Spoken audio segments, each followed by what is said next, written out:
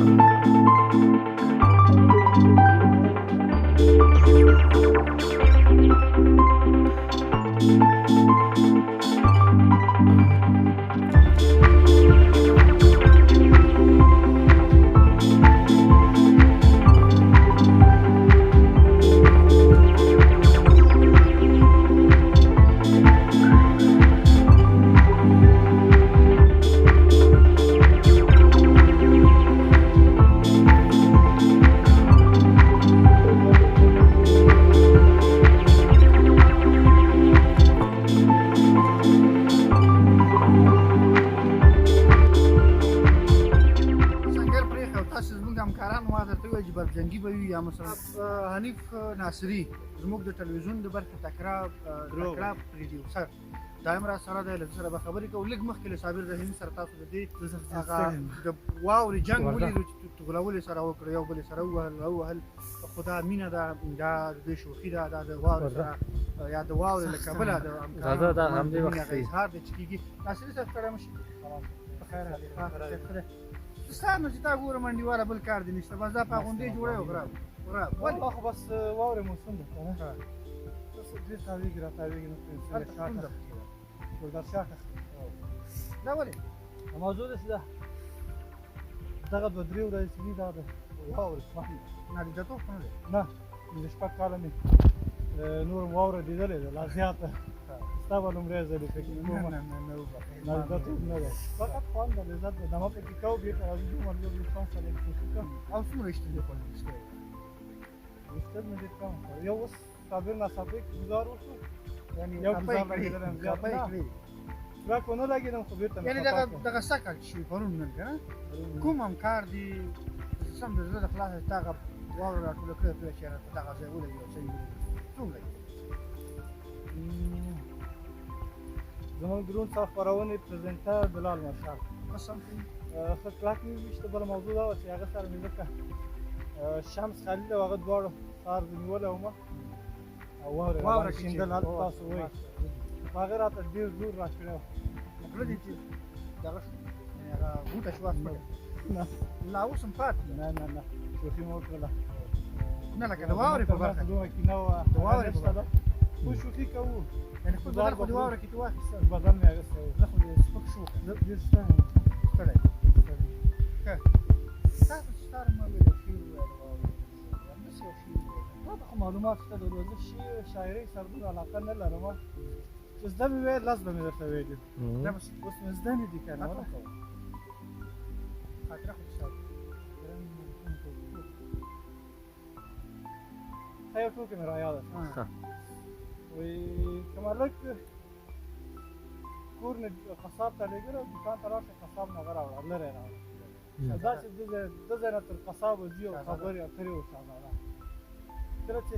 د قصابه رسېږي هلته کې نوم د یاده ورته څه لرې څه شته وایي کور کې ورته څه ویلي دي البته نوم یې زده هغه زده و چې لرې ورته ویلی که نه خو نوم یې د یاده ورته فکر یې کړی قصاب ته ویل ماما یو 2 کیلو خېټه خو راکړه دغسې مسله وه ډېره مننه حنیف جان ډېره مننه ته ستړی یم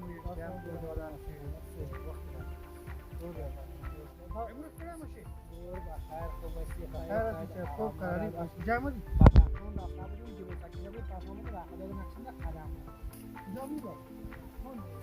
خاص مې بدخشان پیرا خو یا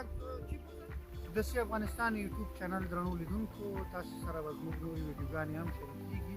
قرار خو زموږ د نن ورځې یا د دې ماښام چې دا ماښام تاسو لپاره برابره کړې وه ویډیو همدومره وه نورې برخې نورې ویډیوګانې جالبې خاطرې د همکارانو او د واورې جنګ دا ټول به لرو د بیا یا بلې خپرونې پورې د الله په امان خدای